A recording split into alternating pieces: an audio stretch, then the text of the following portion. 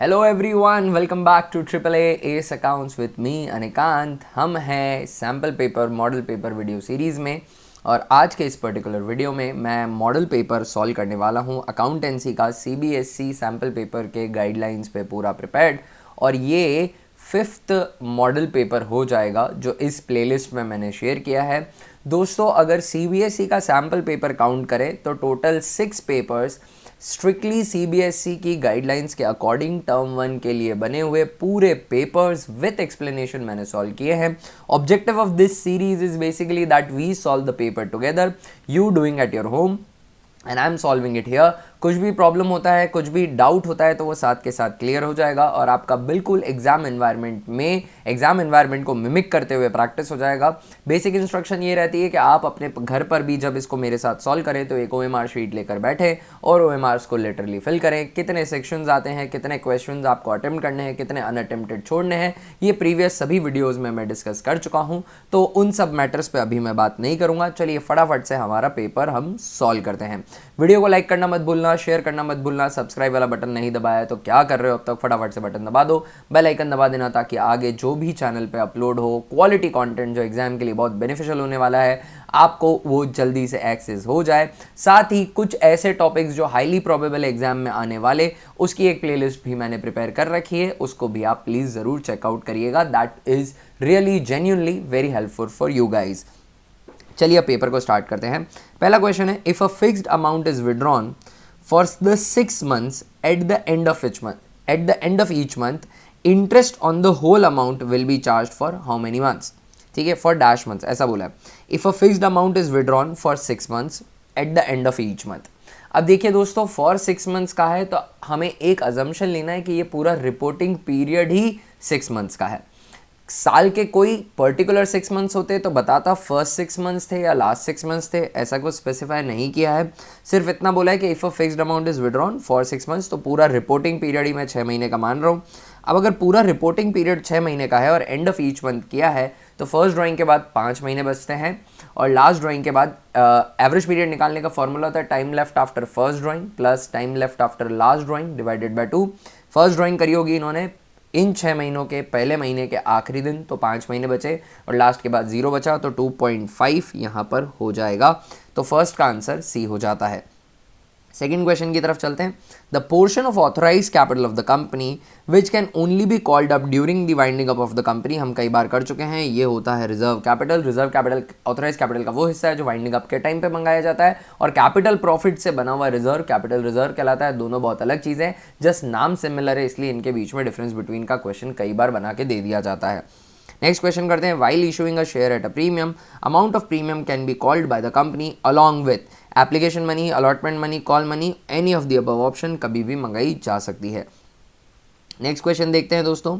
Next question कहता है कि next question says x limited issued 20,000 shares of 10 each, it received application for 30,000 shares fully called up, here the subscribed capital of the companies. देखिए application 30,000 की receive हो गई, उससे कोई फर्क नहीं पड़ता, 20,000 शेयर है, 20,000 इंटू 10, 2 लाख ही मेरी कॉल्ड अप कैपिटल हो सकती है। तो फोर्थ का आंसर ए हो जाएगा। नेक्स्ट क्वेश्चन की तरफ बढ़ते हैं। Fifth question, Y limited allotted 1 lakh shares to the applicants of 1,25,000 shares on pro rata basis. Anu was allotted 500 shares she must have applied for. तो बहुत सिंपल क्वेश्चन हो गया। 500 शेयर्स इनके अलॉटेड हैं तो अलॉटेड शेयर्स को टोटल अलॉटेड शेयर से divide कर दूंगा और अप्लाइड शेयर से मल्टीप्लाई कर दूंगा तो मुझे आंसर मिल जाएगा 500 divided by 1 lakh into 1,25,000।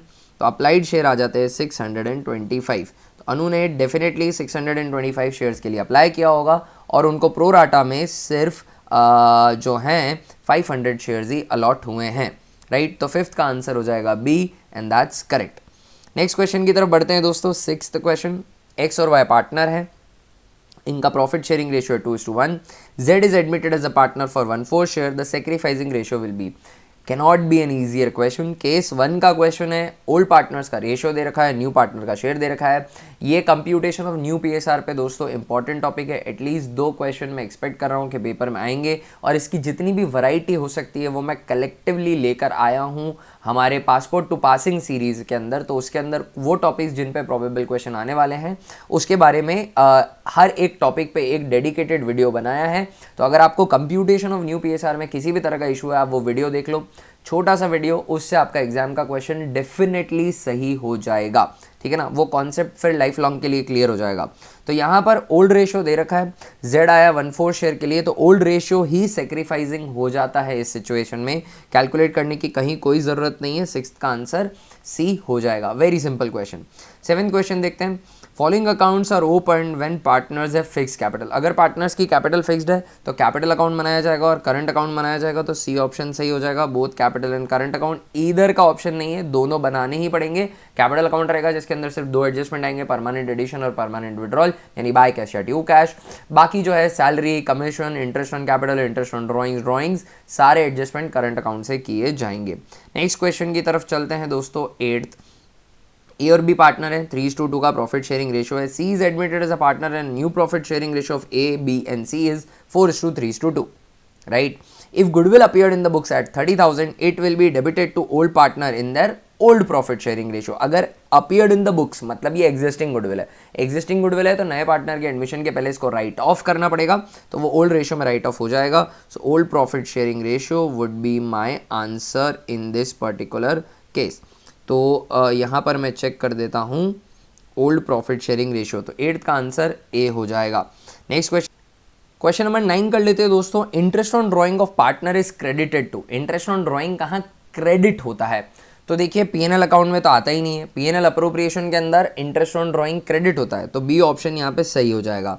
Partners capital account के अंदर भी डेबिट होता है, और अगर करंट अकाउंट प्रिपेयर्ड है तो करंट अकाउंट में भी डेबिट होगा to interest on drawing. Partner की कैपिटल कम करनी है, इंटरेस्ट उनसे चार्ज करना है, ठीक है ना, तो पीएनएल अप्रोप्रिएशन अकाउंट में क्रेडिट होगा। सिंपल क्वेश्चन, आगे बढ़ते हैं। When incoming partner brings his share of goodwill in cash we credit. हम किसको क्रेडिट करेंगे? ठीक है, इनकमिंग पार्टनर अगर अपना शेयर ऑफ गुडविल कैश में ला रहा है तो हम प्रीमियम फॉर गुडविल अकाउंट को क्रेडिट करेंगे। जर्नल एंट्री डालेंगे, कैश अकाउंट डीआर या बैंक अकाउंट डीआर या assets account D R to premium for goodwill. अगर कैश में नहीं लाता तो भी asset account D R to premium for goodwill, credit तो प्रीमियम फॉर गुडविल ही होता। तो 10th का आंसर हो जाएगा सी। नेक्स्ट क्वेश्चन की तरफ बढ़ते हैं हम। 11th क्वेश्चन कहता है गोपी withdrew 10,000 in the beginning of each quarter during 2019, interest of on his drawing at the rate 8% will be। ठीक है, तो इन्होंने 10,000 विड्रॉ किया है, क्वार्टरली विड्रॉ किया तो 4 ड्राइंग्स हो गई, बिगनिंग ऑफ ईच क्वार्टर किया है, रेट दे रखी है 8% की, 8/100 into average period by 12, amount of each drawing into number of drawing into rate upon 100 into average period by 12। Average period निकालने का फॉर्मूला होता है, अभी अभी प्रीवियस क्वेश्चन में भी देखा था, time left after first drawing plus time left after last drawing divided by 2। यहाँ पर इन्होंने करी है beginning of each quarter. Quarter 3 महीने का होता है, पहला क्वार्टर साल के पहले 3 महीनों का पहला दिन यानी साल का पहला दिन, तो साल खत्म होने में अभी 12 महीने बाकी है। Time left after last drawing, तो लास्ट ड्राइंग करी होगी साल के आखिरी 3 महीनों के बिगनिंग में, क्वार्टर के बिगनिंग में, यानी अभी साल खत्म होने में 3 महीने बाकी है। 12 + 3 that is 15, 15 divide by 2 that 7.5, तो 75/120 हो जाएगा। अब इसको मुझे सिंपली सॉल्व करना है। 10,000 into 4 into 8% divided by 120 into 75, so that's 2000। ये हो गया 11th का A answer correct. 2000 interest on drawing बनता है, 11th का ए इज करेक्ट। आगे बढ़ते हैं दोस्तों क्वेश्चन नंबर 12 की तरफ।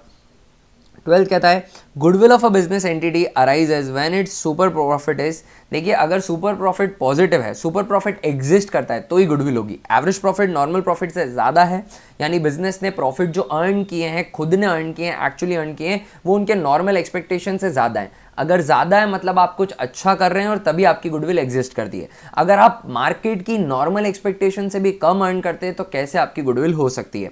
अगर आपको सुपर प्रॉफिट से रिलेटेड कुछ टॉपिक समझने में तकलीफ हो तो पासपोर्ट टू पासिंग सीरीज़ में जाकर सुपर प्रॉफिट पे एक डेडिकेटेड बढ़िया सा वीडियो बना रखा है, वहाँ से आपका कॉन्सेप्ट थॉरली क्लियर हो जाएगा, वो आप देख सकते हैं। तो यहाँ पर दोस्तों सुपर प्रॉफिट पॉजिटिव होगा तभी गुडविल होगी, तो 12th का आंसर हो जाएगा C.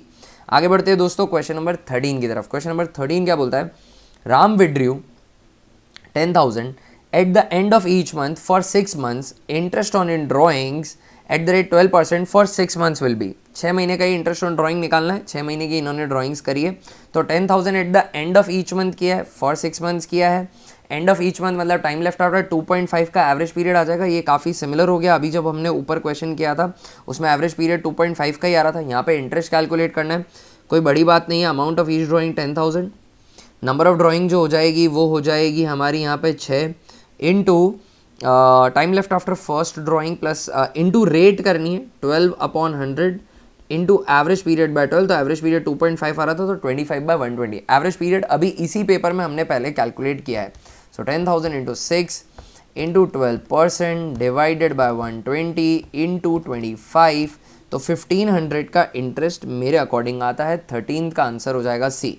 So very simple question this one was, और इसी पेपर में हमारे को एक क्यू भी मिल गया था इसको सॉल्व करने के लिए। मतलब अगर आता है तो दोनों सही और नहीं आता है तो दोनों गलत हो जाएंगे। एनीवेज नेक्स्ट क्वेश्चन की तरफ चलते हैं। नेक्स्ट क्वेश्चन है 14th, if a share of 10 issued at a premium of 2 each on which 7 including premium has been called. Premium भी मंगा लिए, 10 रुपये का शेयर है, 2 रुपये की प्रीमियम है, 12 रुपये की इशू प्राइस है, 7 रुपये मंगा लिए गए हैं। 6 including premium is paid by the share holder. Share holder ने कितना पे कर दिया है? 6 रुपीज़ पे कर दिया है। दोस्तों देखिए कितना पैसा मंगा रखा है उसका मैं बाइफिकेशन लिख देता हूँ। तो 7 रुपये मंगा रखा है इंक्लूडिंग प्रीमियम, मतलब 5 + 2 मंगा रखा था। और शेयर होल्डर ने कितना पे किया? 6 इंक्लूडिंग प्रीमियम पे किया, मतलब 4 + 2 पे कर दिया है। ठीक है ना। अमाउंट पेड अगेंस्ट प्रीमियम मैं फोरफिट नहीं कर सकता हूँ। क्वेश्चन में पूछा है share capital account will be debited with, तो फोरफीचर के टाइम पे जो जर्नल एंट्री डलती है equity share capital account DR, security premium reserve account DR to calls in arrears to share forfeiture, equity share capital में debit किया जाता है कॉल्ड अप फेस वैल्यू। 10 रुपये का शेयर है और उसके अगेंस्ट कितना मंगाया हुआ है? 7 इंक्लूडिंग प्रीमियम मंगाया, तो फेस वैल्यू के अगेंस्ट मंगाया 5 रुपये, तो 5 रुपये डेबिट हो जाएगा और कुछ भी करने की ज़रूरत इसमें नहीं है ना। तो सिंपली यहाँ पे कितना हो जाएगा? 5 रुपये डेबिट हो जाएगा। तो 5 रुपये यहाँ पर मेरे को डेबिट कर देना है एंड दैट्स माय आंसर। ठीक है ना। ये नहीं पूछा है कि कितना अमाउंट फोरफीट करेंगे। अगर ये पूछा होता कितना अमाउंट फोरफीट करेंगे तो जो पेड होता वो मैं फोरफीट कर देता। 5 रुपये मंगाया है इंक्लूडिंग प्रीमियम और 6 रुपये इंक्लूडिंग प्रीमियम पेड है। प्रीमियम मैं फोरफीट नहीं कर सकता, तो 4 रुपये पर शेयर में फोरफीट करता अगर बोला होता तो। इसमें तो इन्होंने पूछा सिर्फ इतना पूछा है कि शेयर कैपिटल कितने अमाउंट से डेबिट होगी, तो 5 रुपये पर शेयर से वो डेबिट हो जाएगी। नेक्स्ट क्वेश्चन करते हैं 15th क्वेश्चन दोस्तों। Calls in advance is shown as. Calls in advance कैसे शो किया जाता है? तो कॉल्स इन एडवांस मैंने शेयर होल्डर से पैसा नहीं मंगवाया था, पर शेयर होल्डर ने फिर भी मुझे एडवांस में पेमेंट कर दिया है, तो ये कंपनी के लिए एक लाइबिलिटी है। ये करंट लाइबिलिटीज़ के अंदर अदर करंट लाइबिलिटीज़ में शो किया जाता है। तो 15th का आंसर हो जाएगा डी। शेड्यूल 3 का प्रेजेंटेशन, साथ ही सब्सक्राइब्ड कैपिटल का पे क्वेश्चन बनने की हाई प्रोबेबिलिटी है। शेड्यूल 3 में कौन सा आइटम किधर आता है ये मेरी पासपोर्ट टू पासिंग सीरीज़ में आपको मिल जाएगा, तो वहाँ जाकर आप देख सकते हैं। उसके बाद एक match the following question exam में आएगा, जहाँ पर आपको आइटम्स मैच करने पड़ेंगे कि कौन सा आइटम बैलेंस शीट के अंदर किस हेडिंग या सब हेडिंग में जाता है। बहुत ही ईजिली आपसे वो क्वेश्चन हो जाएगा, पक्की बात है ये। नेक्स्ट क्वेश्चन की तरफ चलते हैं दोस्तों। नेक्स्ट क्वेश्चन जो है that is question number 16। Question number 16 कर लेते हैं। क्वेश्चन नंबर 16 कहता है as per section 52 subsection 2 security premium reserve can not be utilised for. तो writing off preliminary expenses it can be used. Converting partly paid share into fully paid, इसके लिए utilise नहीं किया जा सकता है।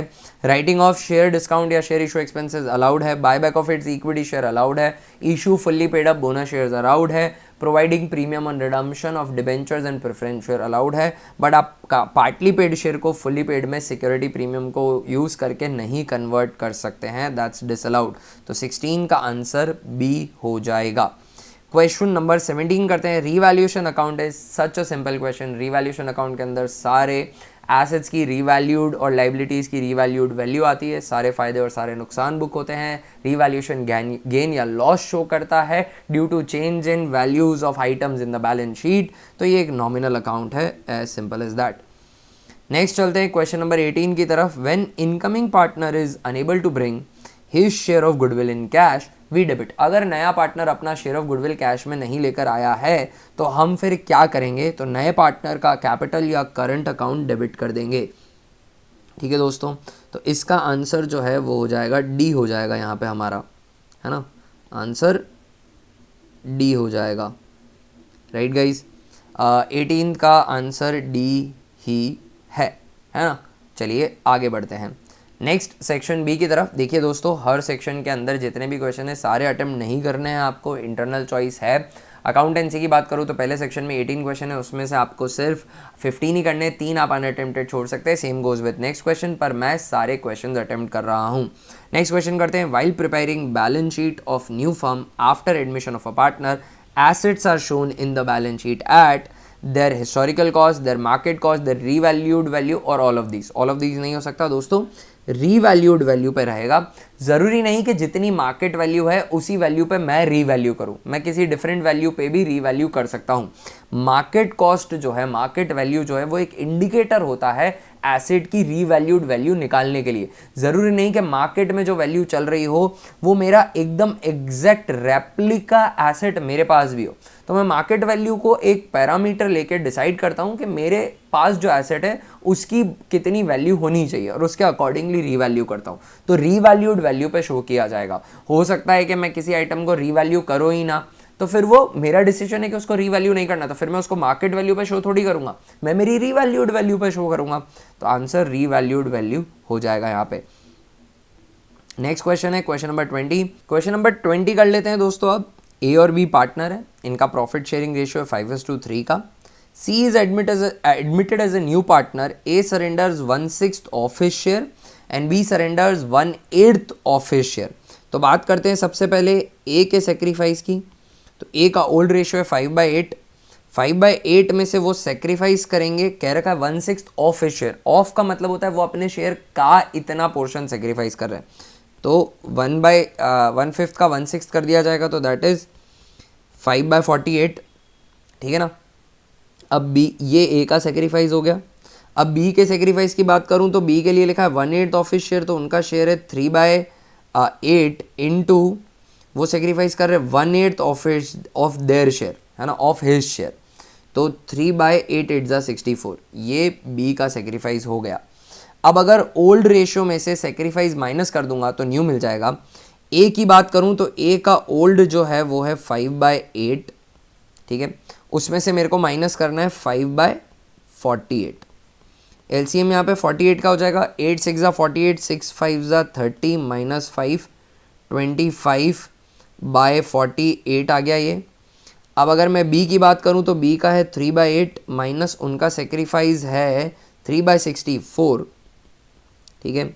यहाँ पे एलसीएम की बात करूँ तो 64 का एलसीएम आ गया, 8 8 64, 8 3 24 माइनस 3, सो 21/64 हो गया ये। इन दोनों के बेसेस सेम नहीं है, पहले इनके बेस सेम करने पड़ेंगे। तो 48 and 64, 64 into 4 is 256 divided by 48, ये नहीं जाता है। 64 into 5 is 320 and 320 divided by 48, ये भी नहीं जाता है। 64 इंटू 6 इज 384 डिवाइडेड बाय 48, ये चला जाता है। तो 64 इंटू 6 384 मेरे को बेस बनाना पड़ेगा। इसको रेशो फॉर्म में लिखने के लिए सबके बेसेस सेम करने पड़ेंगे, राइट फ्रेंड्स। तो 384 डिवाइडेड बाय 48, तो 8 ज़ा ये होता है, ठीक है। तो 25 इंटू 8 इज़ बेसिकली 200, 200 बाय 384। अब इसका भी बेस मुझे 384 करना है। 384 divided by 64 is 6, 6 into 21 is 126। मैंने बेसिकली 6/6 से इसको मल्टीप्लाई किया। अब जो मेरा तीसरा पार्टनर है विच इज़ सी, दोस्तों अब हमें सी का शेयर निकालना है। तो सी का शेयर कैसे निकलेगा, जो ए और बी ने सेक्रीफाइस किया। तो ए ने सेक्रीफाइस किया 5/48 और बी ने सेक्रीफाइस किया 3/64। एलसीएम इन दोनों के बीच में 384 आता है, ये पहले से ही पता है। 48 8 ज़ा 384, 8 5 ज़ा 40 प्लस 64 6 ज़ा 384, 6 3 ज़ा 18।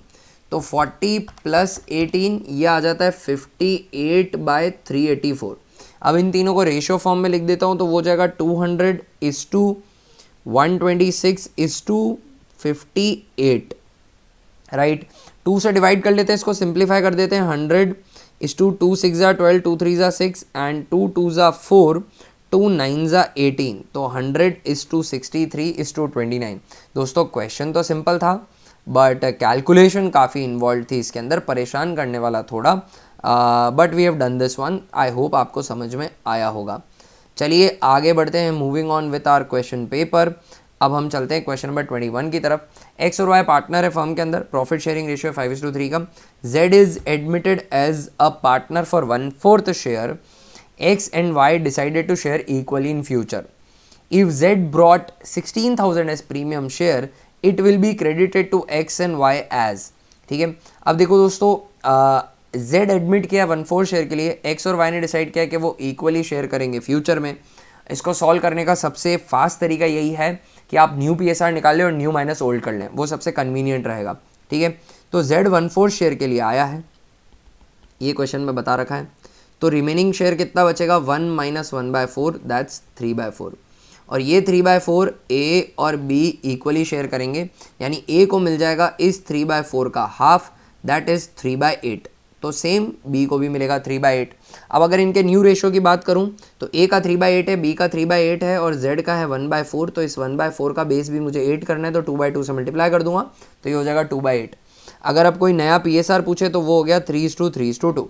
अब मेरे को सेक्रीफाइसिंग रेशो निकालने, तो ए की बात करता हूँ, वो जगह 3/8 माइनस उनका ओल्ड रेशो जो था वो क्वेश्चन में दे रखा है 5:3 यानी 5/8। तो 2/8 का इन्होंने सेक्रीफाइस किया।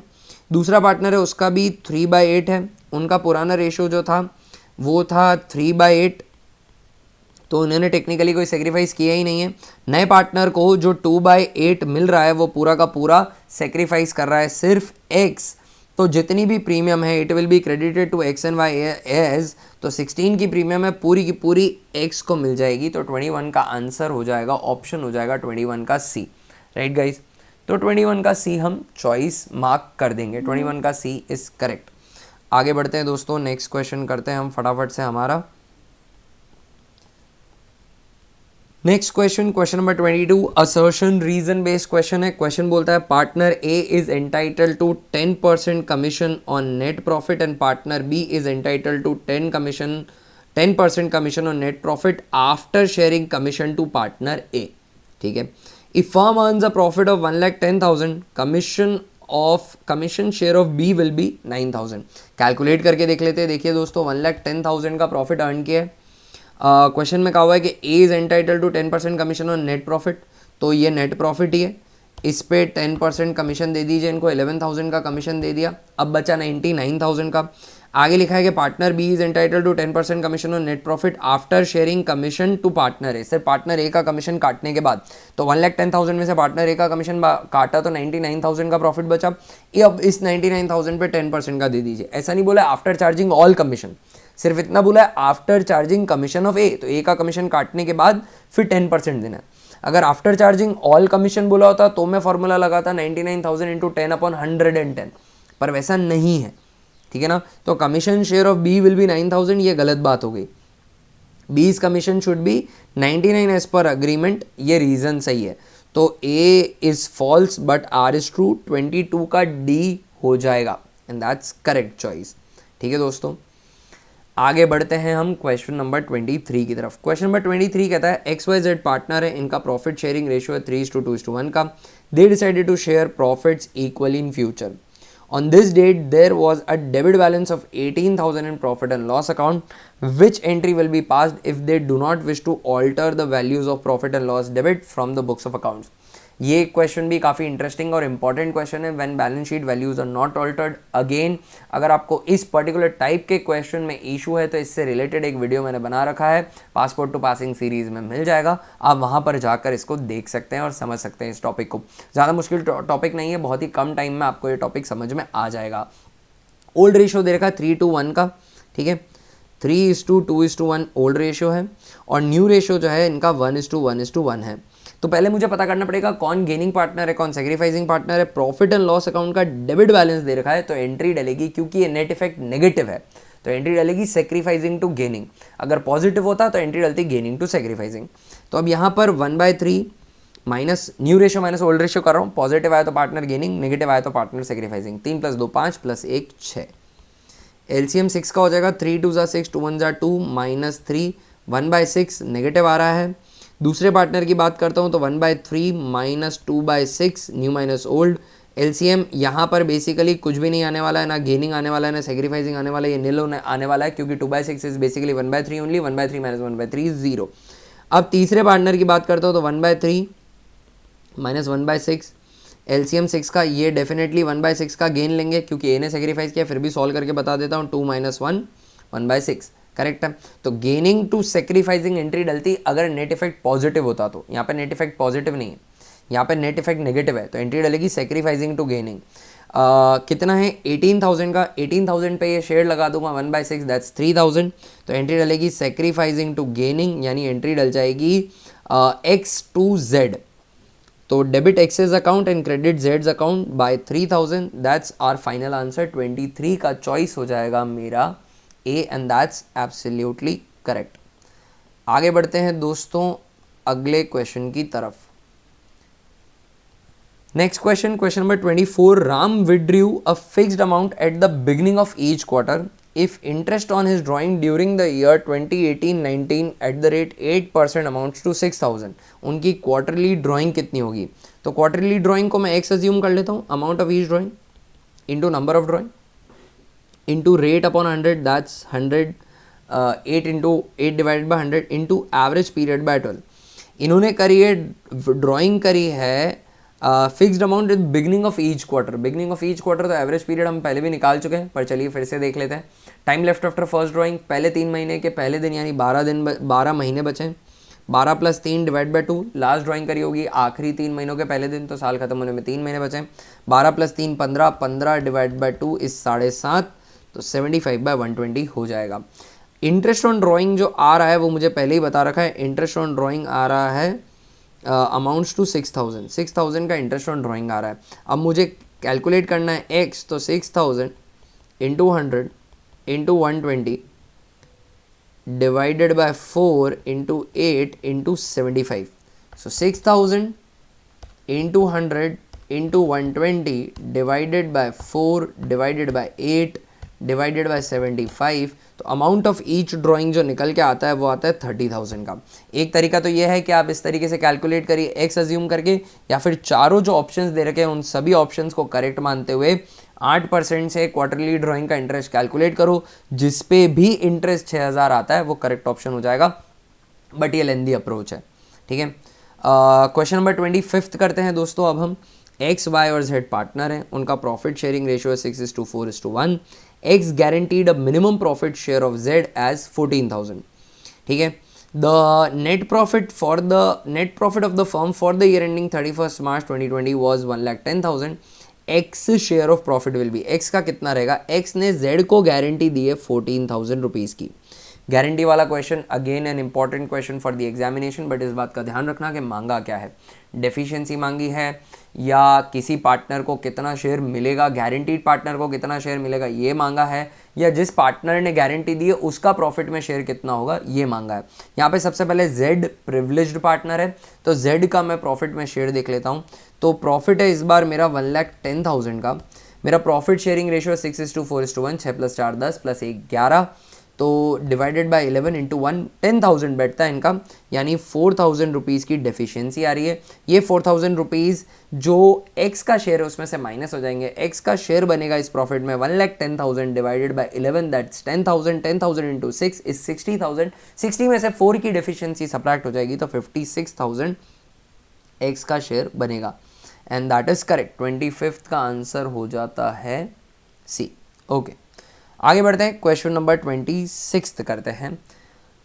If newly admitted partner is unable to bring his share of goodwill in cash, full goodwill of the firm be raised in the books. बिल्कुल नहीं ऐसा। अगर न्यूली एडमिटेड पार्टनर अपना शेयर ऑफ गुडविल कैश में नहीं ला सकता है तो वहां पर हम प्रीमियम फॉर गुडविल को ना यूज करके उनके करंट अकाउंट या कैपिटल अकाउंट को डेबिट करते हैं।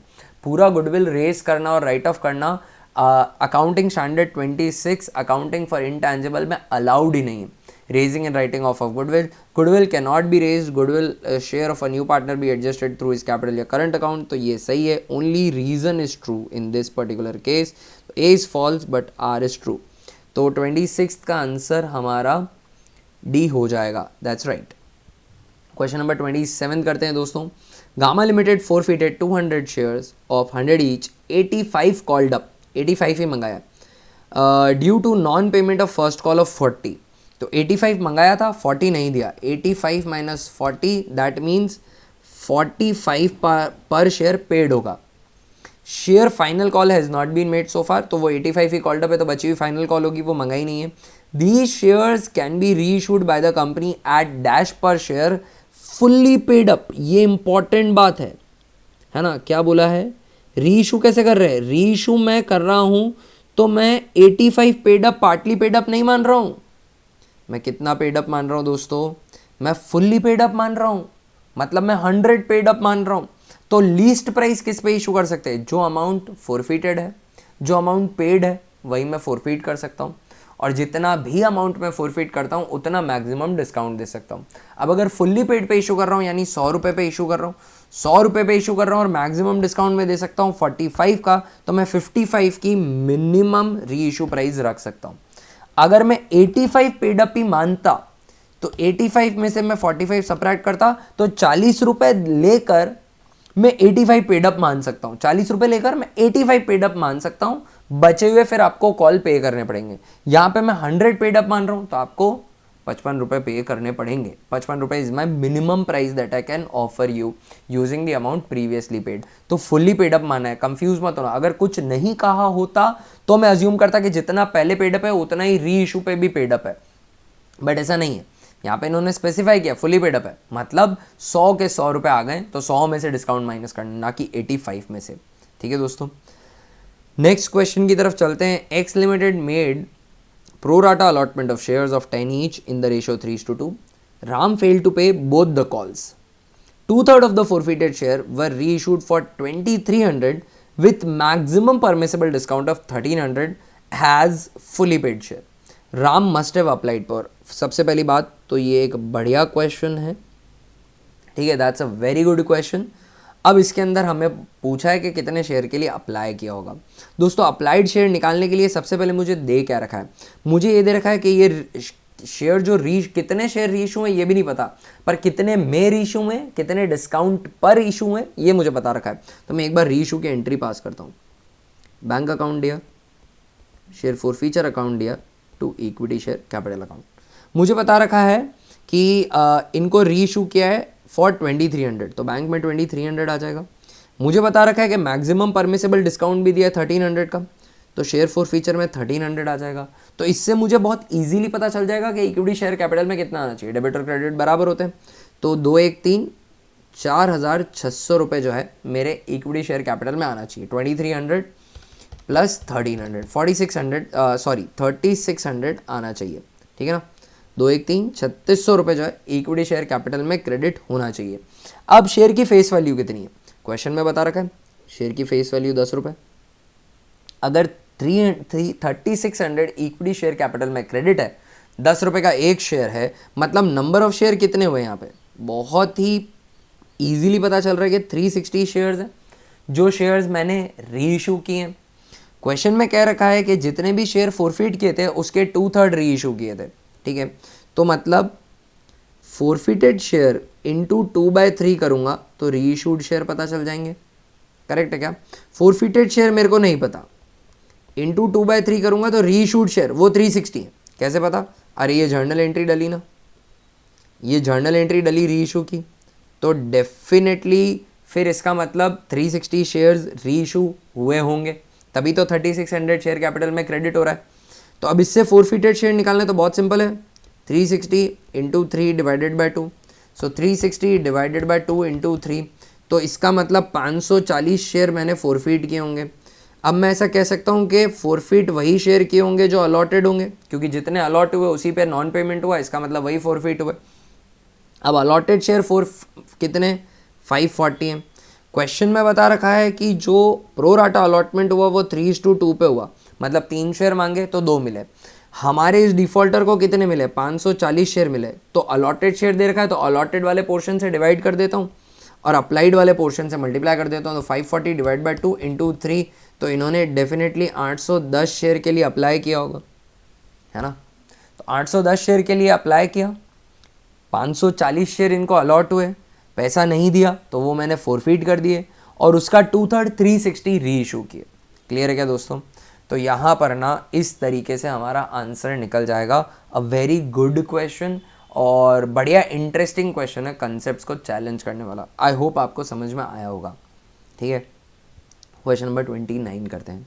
पी और क्यू पार्टनर है, 3:2 का प्रॉफिट शेयरिंग रेशियो है। They admitted R is a partner for 1/5 share in profit which he acquired equally from P and Q.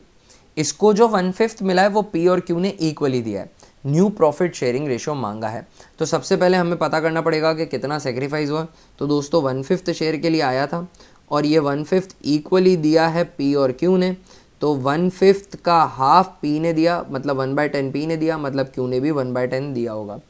Old में से सेक्रीफाइस माइनस करूंगा तो न्यू आएगा।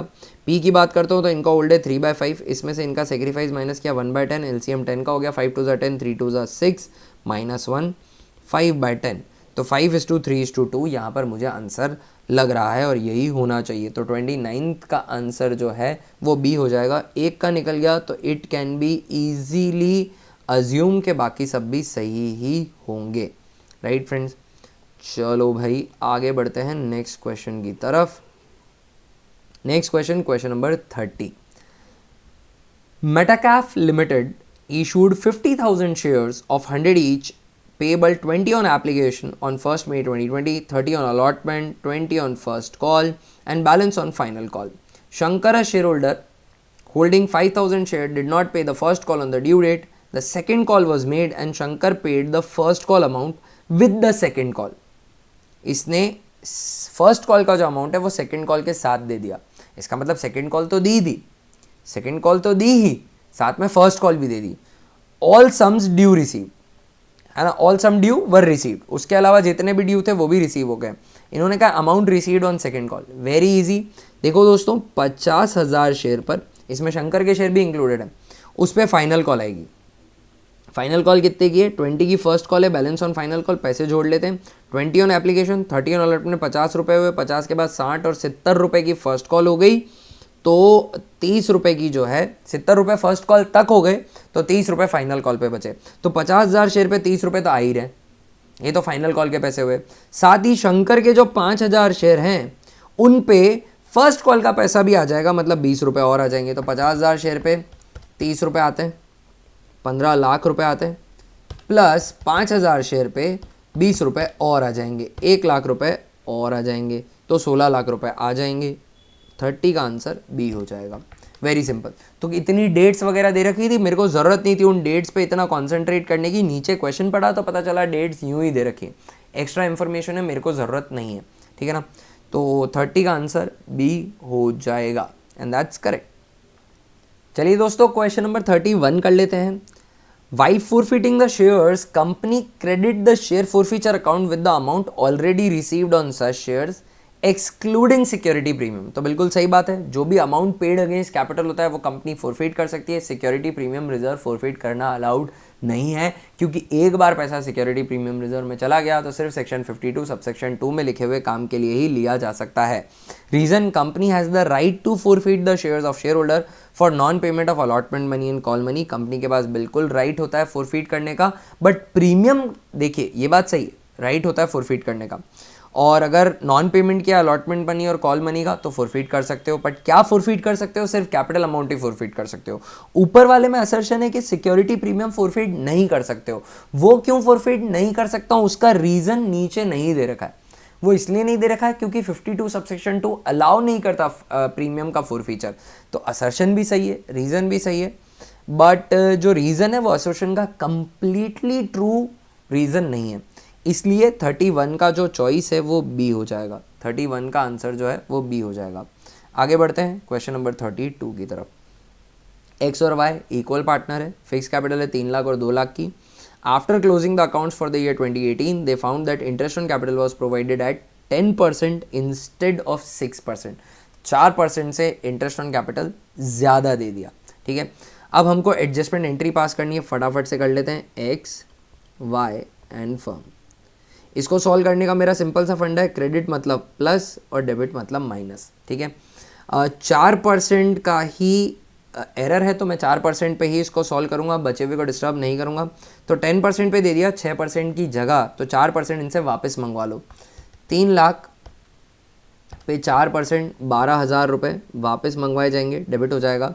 और 2 लाख पे 4% 8,000 रुपये वापस मंगवाए जाएंगे, ये भी डेबिट हो जाएगा। फर्म के पास 20,000 क्रेडिट हो जाएगा, है ना। 6% की जगह 10% दे दिया इंस्टेड ऑफ 6%, तो 6 is the correct figure and 10 is the wrong figure.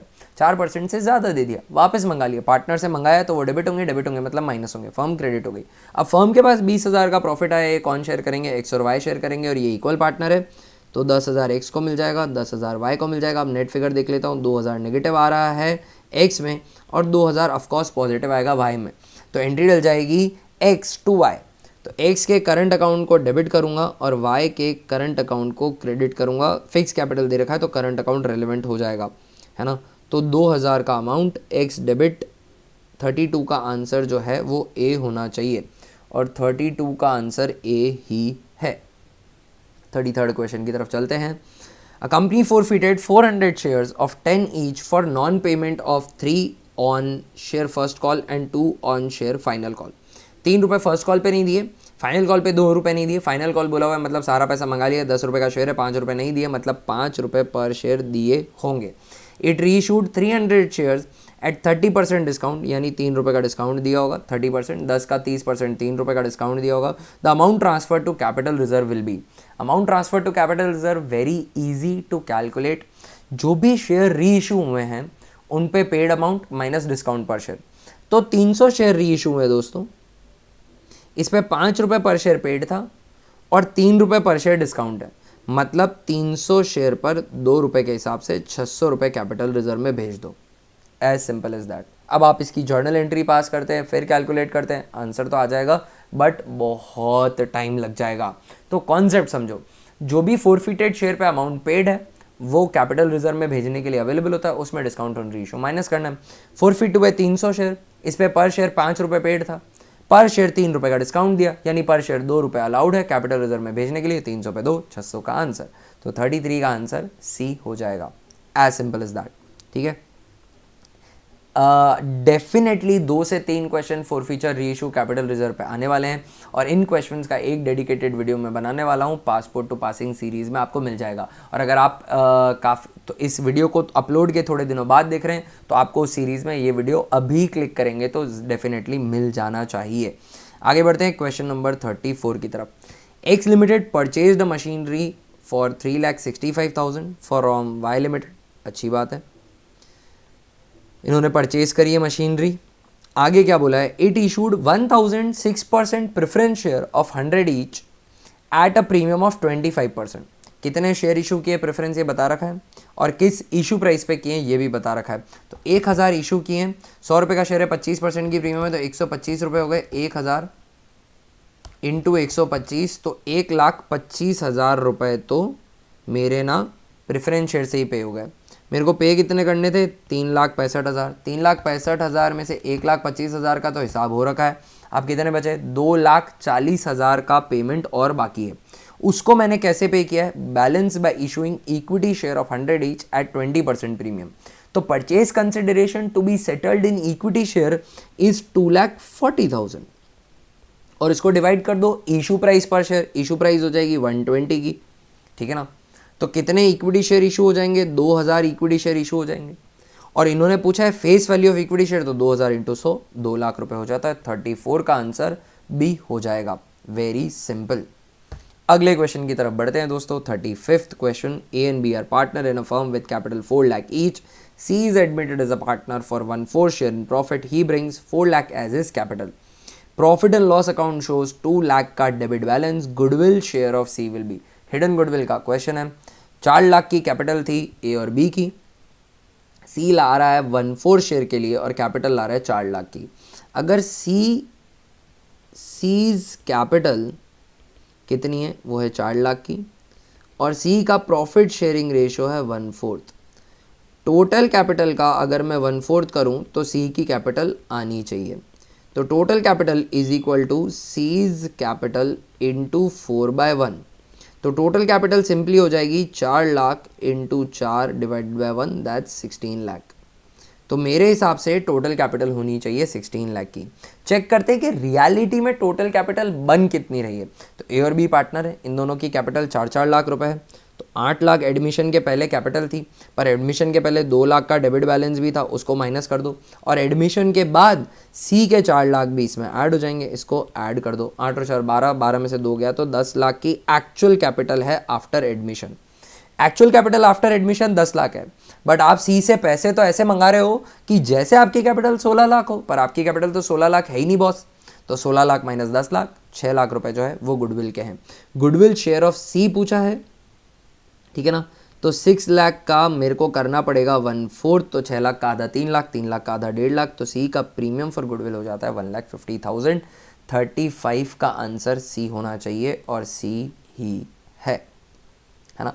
तो hidden goodwill also an interesting topic, और इसका भी प्रोबेबिलिटी है एग्जाम में क्वेश्चन पूछने का, हिडन गुडविल का भी, ठीक है ना। तो आप अच्छे से प्रैक्टिस करके जाइएगा इसकी। 1-2 क्वेश्चन कर लो कॉन्सेप्ट समझने के बाद, फिर एग्जाम में गलत भी नहीं होगा, पक्का सही हो जाएगा।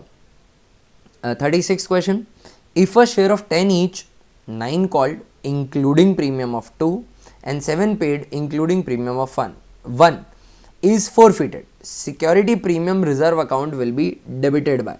देखिए 9 कॉल्ड किया है और 2 रुपए की प्रीमियम मैंने मंगाई थी। जितनी प्रीमियम मंगाई और नहीं आई वही फॉरफीचर के टाइम पे डेबिट होती है। 2 की प्रीमियम मंगाई थी और 1 की प्रीमियम पेड है, तो 1 की प्रीमियम कॉल्ड है पर अनपेड है। If the premium is called and unpaid then only it is debited at the time of forfeiture. तो 1 रुपए की प्रीमियम यहाँ पर डेबिट हो जाएगी। Simple straight forward question. तो 36 का जो है B1 आंसर हो जाएगा। 36 का B बिल्कुल सही है। चलिए दोस्तों, अब हम आ जाते हैं केस स्टडी बेस्ड क्वेश्चन पे।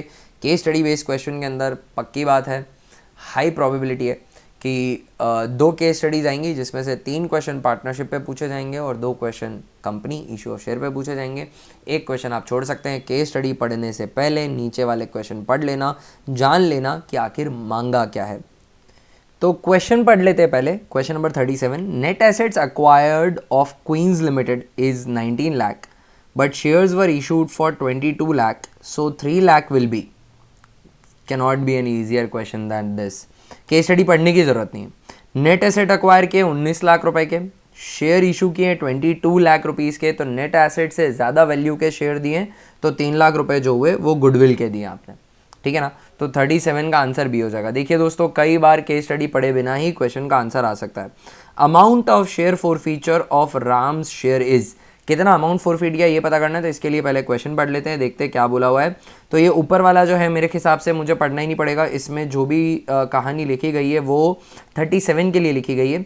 It also issued 20,000 shares to public for subscription, 10% की प्रीमियम में, 20 application, 40 on allotment including premium, 30 on first and final call. All money is duly received except Ram who was allotted 400 shares, was allotted 400 shares and failed to pay allotment and share first call। इन्होंने allotment नहीं दिया 40 रुपए का और 30 रुपए की first call भी नहीं दी है। फाइनल कॉल अभी तक मंगाई नहीं गई है। कंपनी ने राम के शेयर फॉरफीट कर दिए और हमसे पूछा है amount of share forfeiture of Ram share is, कितना अमाउंट फॉरफीट किया, तो जो पे किया होगा वो मैंने फॉरफीट किया है। इन्होंने बेसिकली सिर्फ 20 रुपए एप्लीकेशन पे किए हैं और इनके जो शेयर हैं वो है 400 शेयर, तो 400 शेयर पे 20 रुपए के हिसाब से 8,000 रुपए अमाउंट फॉरफीटेड हो जाता है। 38 का आंसर ए है एंड दैट इज इट। ये केस स्टडी डन हो गई हमारी।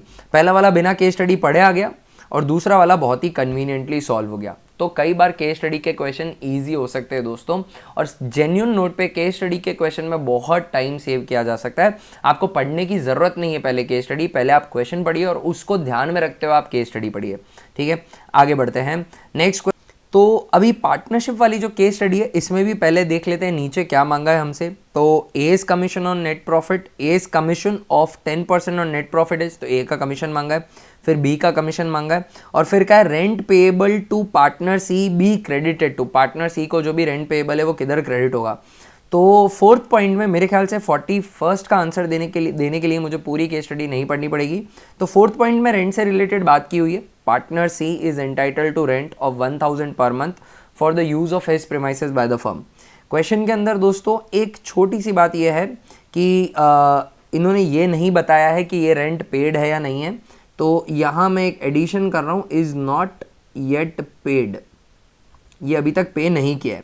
देखिए अगर पार्टनर को रेंट पेड है तो रेंट के लिए वो पार्टनर थर्ड पार्टी है, वो पार्टनर फर्म का हिस्सा नहीं है ना, और उसको जो भी रेंट पे किया जाएगा वो उसके कैपिटल अकाउंट और करंट अकाउंट से बिल्कुल नहीं दिया जाएगा। इंटरेस्ट ऑन लोन भी कैपिटल अकाउंट या करंट अकाउंट से नहीं दिया जाता है, पार्टनर्स लोन अकाउंट से दिया जाता है।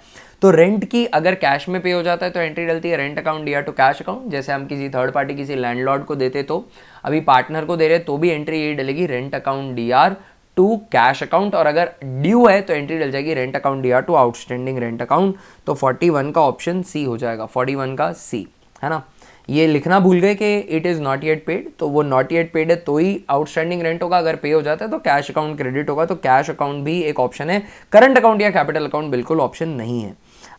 तो क्वेश्चन नंबर 39 करते हैं अब हम। As commission of 10% on net profit is, net profit का 10% देना है, ठीक है दोस्तों।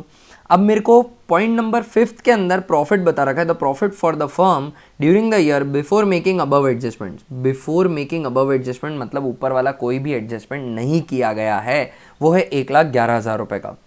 अब 1,11,000 के प्रॉफिट में सबसे पहले तो चार्ज प्रोवाइड करने पड़ेंगे, तो चार्ज के अंदर आ जाता है 1,000 पर मंथ का रेंट देना है, तो 1,000 पर मंथ का रेंट देना, 1,000 इंटू 12,000 का तो रेंट देना पड़ेगा। तो अभी जो नेट प्रॉफिट बचेगा जो अप्रोप्रिएशन के लिए अवेलेबल है वो 1,11,000 में से 12,000 माइनस करने के बाद बचेगा, है ना। तो वो बचता है नेट प्रॉफिट 99,000 रुपीज़ का, ये नेट प्रॉफिट बचता है। अब इस नेट प्रॉफिट पे 10% का कमीशन देना है, तो 99,000 का 10% 9,900 ए का कमीशन हो गया। क्वेश्चन में बोला हुआ है कि partner A is entitled to commission of 10% net profit for securing contracts from the customer, point number 2 में कहा हुआ है। पॉइंट नंबर 3 के अंदर बोला हुआ है partner B is also entitled to a commission of 10% on what, on net profit after charging clause 2 of the deed. Clause 2 of the deed charge कर लो, इन्होंने कहा आराम से, और उसके बाद जो बचे ना उस पे दे दो। तो clause 2 of the deed charge करूंगा, 99,000 का प्रॉफिट था, क्लॉज 2 के अंदर ए का कमीशन है 9,900 रुपीज़ का, वो प्रोवाइड कर दो। अब बचा 89,100 का प्रॉफिट, और इस पे 10% लगा दो। आफ्टर चार्जिंग ऑल कमीशन नहीं बोला, आफ्टर चार्जिंग क्लॉज 2 बोला है, तो अब इस पे सीधा 10% लगा दीजिए, 8,910 बी का कमीशन हो गया। अब इन्होंने interest on capital, general reserve, new PSR जो भी बातें कर रखी हो मेरे काम की नहीं है वो, मेरे से इन 3 क्वेश्चन का आंसर पूछा गया था, मैंने ये तीनों क्वेश्चन सॉल्व कर दिए हैं। अब दोस्तों आ जाते हैं पार्ट 2 की तरफ। पार्ट 2 के अंदर analysis of financial statement, ratio और 2 थ्योरी चैप्टर से क्वेश्चन पूछे जाएंगे। पार्ट 2 स्टार्ट करते हैं। पार्ट 2 का section A, assertion propose dividend is shown as current liability under the head sub head short term provision, बिल्कुल गलत बात है। प्रपोज डिविडेंड कंटिंजेंट लाइबिलिटी की तरह दिखाया जाता है नोट्स टू दी अकाउंट, तो रीजन सही है, असर्शन गलत है ना। तो 42 का डी चॉइस हो जाएगा, 42 का डी, दैट्स करेक्ट। आगे बढ़ते हैं दोस्तों क्वेश्चन नंबर 43 की तरफ। Impact of debt equity ratio on off 2:1 if machinery is sold at a loss of 3,000। Debt equity ratio का फॉर्मूला होता है long term debt upon share holders fund, ठीक है। 2:1 का है तो 2 लाख और 1 लाख अज्यूम कर लेता हूं। अगर मशीनरी सोल्ड करिए 3,000 के लॉस पे, तो मशीनरी कम हुई, कैश कम हुआ और लॉस इंकर हुआ। ये लॉस रिजर्व एंड सरप्लस को कम कर देगा, यानी शेयर होल्डर्स फंड को कम कर देगा, यानी इस रेशियो के डिनोमिनेटर को कम कर देगा। न्यूमरेटर सेम है तो ये रेशियो इंप्रूव हो जाएगा, मैथमेटिकली इंक्रीज हो जाएगा। तो 43 का आंसर जो आता है वो ए आता है, excuse me guys. Question number 44 करते हैं। क्वेश्चन नंबर 44 बोलता है dash is a measure of liquidity but it excludes, current ratio is a measure of liquidity but it excludes inventory, no, but it excludes loose tools and store and spares both। तो most specific answer जो है यहाँ पर वो मेरा हो जाएगा D, so that's why I choose D option, ठीक है ना, क्योंकि लूज टूल्स भी एक्सक्लूड होता है और स्टोर्स एंड स्पेयर्स भी होता है। तो 44 का आंसर जो है वो डी हो जाएगा। नेक्स्ट क्वेश्चन में चलते हैं। Excuse me guys. Basic measures of liquidity are gross profit, net profit, profitability के होते हैं, inventory turnover, working capital turnover, efficiency के होते हैं, इफेक्टिवनेस के होते हैं, टर्नओवर रेशियोज हैं। करंट रेशियो और क्विक रेशियो ये लिक्विडिटी के मेजर्स हैं। डेट इक्विटी और प्रोप्राइटरी रेशियो जो होता है वो लॉन्ग टर्म सॉल्वेंसी का मेजर होता है। 46 question, creditors are mainly interested in dash of the company, profitability of the company, liquidity of the company, short term solvency of the company, long term solvency of the company. तो creditors को basically उनको अपना payment चाहिए, creditors को profitability से कोई मतलब नहीं है, लॉन्ग टर्म सॉल्वेंसी से भी, क्रेडिटर्स को गुड्स के सप्लायर को कोई मतलब नहीं है, इनको लिक्विडिटी और शॉर्ट टर्म सॉल्वेंसी से मतलब है। ज़्यादा बेटर जो रहेगा वो लिक्विडिटी ऑप्शन रहेगा, जो वो शॉर्ट टर्म सॉल्वेंसी रहेगा यहाँ पे, क्योंकि शॉर्ट टर्म सॉल्वेंसी के अंदर लिक्विड रेशियो और करंट रेशियो दोनों इनकॉर्पोरेट हो जाते हैं। तो 46 का मेरा चॉइस सी रहेगा। वाई? देखिए लिक्विडिटी, अगर सिर्फ लिक्विडिटी दिया होता तो मैं उसे भी चुन लेता, बट अगर ज़्यादा बहुत अच्छी लिक्विडिटी नहीं है, पर शॉर्ट टर्म लिक्विडिटी का मतलब होता है लिक्विड एसेट्स का बहुत ज़्यादा होना, कैश का ज़्यादा होना, कैश रिच नहीं है कोई बात नहीं, करंट एसेट्स ढंग के हैं, लिक्विड एसेट्स ढंग के, तो भी क्रेडिटर कहेगा कि मैं किसी तरीके से मेरा पैसा वसूल ही लूँगा। तो short term solvency is a better choice. अगर शॉर्ट टर्म सॉल्वेंसी नहीं होता, सिर्फ लिक्विडिटी होता, तो मैं लिक्विडिटी को भी एज अ चॉइस चुन लेता। ठीक है ना? तो थोड़ा सा एम्बिगुअसली फ्रेम्ड क्वेश्चन है, but still manageable. Question number 47, which of the following is not a component of other income? कौन सा अदर इनकम में नहीं आता है? Schedule 3 part 2 format of statement of profit and loss account दे रखा है, वहाँ पे अदर इनकम में क्या नहीं आएगा?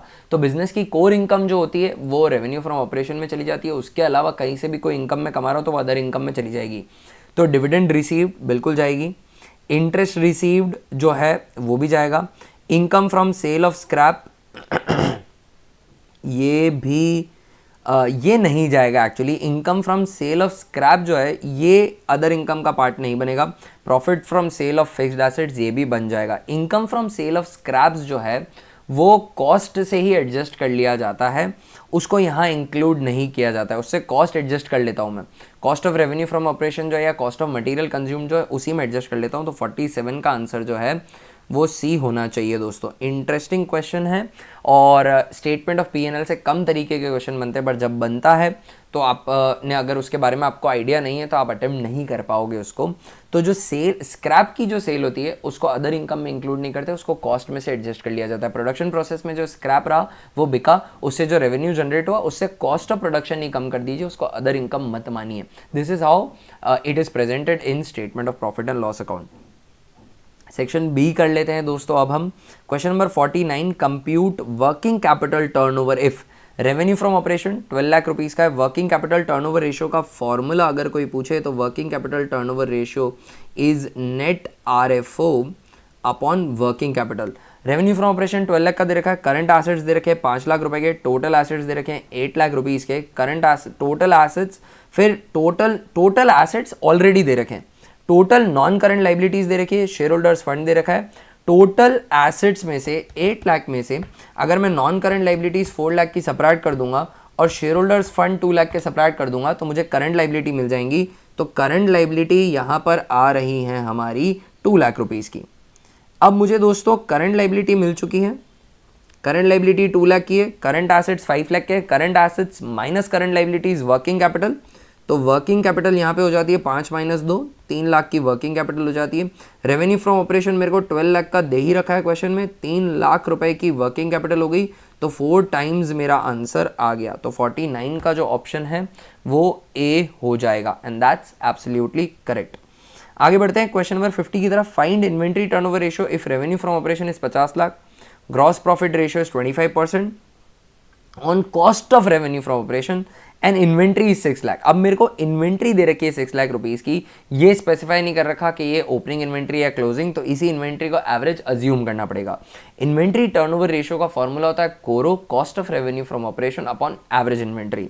तो डिनोमिनेटर तो मुझे पता है, डिनोमिनेटर 6 लाख रुपीस का है। अब अगर मुझे cost of revenue from operation पता चल जाए तो आंसर आ जाएगा। जीपी दे रखा है 25% पर, कॉस्ट पे दे रखा है, तो मैं क्या करूंगा यहाँ पर कॉस्ट को 100 अज्यूम कर लूंगा। अगर मैंने कॉस्ट को 100 अज्यूम किया तो मेरा ग्रॉस प्रॉफिट हो गया 25 रुपए का, तो मेरी सेल हो गई 125 रुपए की। मेरी एक्चुअल रेवेन्यू दे रखी है 50 लाख रुपए की, रेवेन्यू फ्रॉम ऑपरेशन दे रखी है, तो 50 लाख को मेरी अज्यूम्ड सेल 125 से मैं डिवाइड करूंगा और मल्टीप्लाई कर दूंगा इसको 100 से, जो मुझे फाइंड आउट करना है दैट इज कॉस्ट। तो मेरी cost of revenue from operation जो आ रही है दोस्तों वो आ रही है 40 लाख रुपए की। 40 lakh divided by 40 lakh divided by 6 lakh that's my average inventory, जो मैंने अज्यूम किया, तो 6.66 दैट इज 6.67 टाइम्स मेरा आंसर आ जाएगा।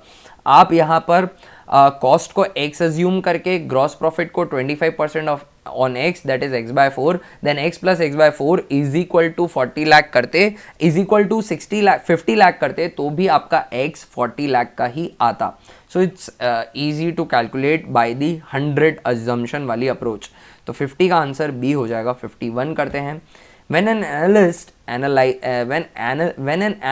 analyzes the financial statement of an enterprise over a number of years, एक ईयर नहीं कई सालों तक करता है, तो ये हॉरिजॉन्टल एनालिसिस हो जाता है। एक ही साल का करेगा तो वर्टिकल एनालिसिस है। हॉरिजॉन्टल एनालिसिस, वर्टिकल एनालिसिस बहुत इंपॉर्टेंट है। वर्टिकल एनालिसिस को स्टैटिक एनालिसिस भी कहा जाता है, तो वर्टिकल और स्टैटिक तो एक ही बात हो गई। हॉरिजॉन्टल एनालिसिस को डायनेमिक एनालिसिस कहा जाता है, टाइम सीरीज एनालिसिस कहा जाता है। वर्टिकल एनालिसिस के एग्जाम्पल हो जाएंगे common size statement and ratio analysis. Horizontal का एग्जाम्पल हो जाएगा कंपैरेटिव स्टेटमेंट्स। ठीक है, क्वेश्चन नंबर 52 की तरफ बढ़ते हैं अब हम। In a statement of profit and loss, change in inventory of work in progress, finish goods and stock in trade refers to opening stock minus closing stock. बिल्कुल सही कहा है इन्होंने, ये है ना। It is closing stock minus opening stock. भैया दोनों तो साथ में गलत हो ही नहीं, दोनों तो साथ में सही हो ही नहीं सकते, क्योंकि एक स्टेटमेंट दूसरे का नेगेशन है। तो 52 का आंसर असर्शन ट्रू है और रीजन फॉल्स है। 52 का सी हो जाएगा। 53 क्वेश्चन करते हैं। Long term solvency of an enterprise refers to its ability to meet its long term indebtedness of the entity. बिल्कुल सही बात है। लॉन्ग टर्म डेट्स को पे करने की कैपेबिलिटी लॉन्ग टर्म सॉल्वेंसी कहलाती है। Debt equity ratio and proprietary ratio helps in measuring long term solvency of the firm. ये भी सही है और असर्शन रीजन का मेरे हिसाब से तो लेना देना भी है। तो 53 का जो आंसर है वो ए हो जाएगा।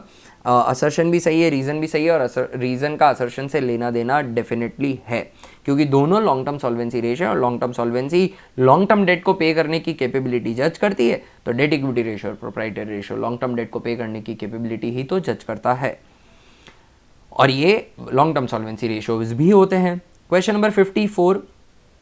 शेयर कैपिटल 6 लाख की, रिजर्व एंड सरप्लस 2 लाख का है, टोटल डेट दे रखा है 7 लाख का, नॉन करंट एसेट्स दे रखे हैं 8 लाख रुपीस के, और मेरे से मांगा गया है प्रोप्राइटरी रेशियो। काफ़ी सारे आइटम दे रखे हैं पर प्रोप्राइटरी रेशियो के एलिमेंट्स नहीं दे रखे। प्रोप्राइटरी रेशियो का अगर मैं फॉर्मूला कहूँ तो प्रोप्राइटरी रेशियो का फॉर्मूला होता है शेयर होल्डर्स फंड या proprietors fund upon total assets.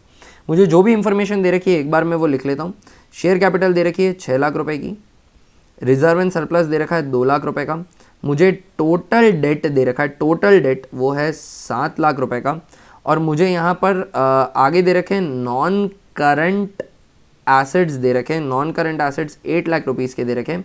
मेरे को टोटल एसेट्स नहीं दे रखे, बट लाइबिलिटी साइड के अंदर ऑलमोस्ट सब कुछ दे रखा है। शेयर कैपिटल दे रखा है, रिजर्व एंड सरप्लस दे रखा है, टोटल डेट दे रखा है 6 + 2 8 लाख, 8 + 7 दैट इज 15 लाख। यहाँ पर भी 15 लाख हो जाएगा नॉन करंट एसेट्स, तो टोटल एसेट्स भी 15 लाख के हो गए। अब मेरा फॉर्मूला है share holders fund upon total assets. Share holder fund की बात करूँ तो शेयर होल्डर फंड का फॉर्मूला होता है equity share capital plus preference share capital plus reserve and surplus. Share capital दे रखी है, रिजर्व एंड सरप्लस दे रखा है, तो प्रोप्राइटर्स फंड या शेयर होल्डर्स फंड हो जाएंगे 8 लाख रुपीज़ के। इसको डिवाइड कर दूंगा 15 लाख से, 8 डिवाइडेड बाई 15, तो मेरा आंसर आ जाएगा 0.533:1 and that's my option A. ठीक है, प्रोप्राइटरी रेशियो कभी भी 1 से ज़्यादा नहीं आएगा और total asset to debt ratio कभी भी 1 से कम नहीं आएगा। इस रेशियो के अगर मेरे ऊपर इस रेशियो पे अगर कमेंट मांगी जाए तो मैं कहूँगा कि ऑलमोस्ट 50% कंपनी से ज़्यादा कंपनी आपने इक्विटी वालों के पैसों से खरीदी हुई है, मतलब इक्विटी ओन्ड है, तो इट्स अ रीजनेबल थिंग। 50 से ज़्यादा होता है तो बहुत अच्छी बात है। लास्ट क्वेश्चन करते हैं दोस्तों। Debenture redeemable after 3 years are depicted as non current liabilities under sub head. तो नॉन करंट लाइबिलिटीज के अंदर जो सब हेड है वो आ जाएगा, जो रिडीमेबल 3 साल में वो लॉन्ग टर्म बोरिंग में चला जाएगा, लॉन्ग टर्म बोरिंग में प्रेजेंट होगा। While debentures redeemable within 12 months are shown as current liability under the sub head other current liability. तो अदर करंट लाइबिलिटी, तो LTV and other current liability would be my option. तो 55 का answer जो है वो B हो जाएगा। दोस्तों आई होप इस वीडियो से आपको बेनिफिट मिला हो। एक और पूरा सैम्पल पेपर हमने सॉल्व किया, CBSE गाइडलाइंस के अकॉर्डिंग बना हुआ, और ये हमारा 5th मॉडल पेपर है और 6th पेपर है जो हम इस सीरीज़ में डाल चुके हैं, incorporating 55 question strictly made as per CBSE guidelines. साथ ही पासपोर्ट टू पासिंग सीरीज़ भी चल रही है। तो आपके अकाउंटेंसी पेपर की प्रिपरेशन के लिए बहुत ही बढ़िया रिच कंटेंट चैनल पे अवेलेबल है। सारा कंटेंट देखो और बहुत अच्छे से तैयारी करो, आपके एग्जाम बहुत ज़बरदस्त हो। Like share subscribe bell icon दबा दो नोटिफिकेशन के लिए। जितना हो सके चैनल को शेयर करो और चैनल को थोड़ा सा सपोर्ट कर सको तो सपोर्ट भी करिए। कुछ लिंक्स है डिस्क्रिप्शन में, किसी भी तरह की हेल्प मैं बहुत थैंकफुल रहूँगा। डिस्क्रिप्शन में एक टेलीग्राम चैनल का ग्रुप है, वहाँ पे आप मेरे से क्वेश्चन पूछ सकते हैं। कुछ इंटरेस्टिंग क्वेश्चंस हैं तो ज़रूर वहाँ भेजिएगा। I would be very happy to solve tricky questions, difficult questions for you guys. Insta handle है, वहाँ पर भी आप DM कर सकते हैं मैसेजेस। अगले वीडियो में जल्दी मिलते हैं दोस्तों, तब तक के लिए बाय। मैं विश करता हूँ आपका दिन बहुत ही बढ़िया निकले।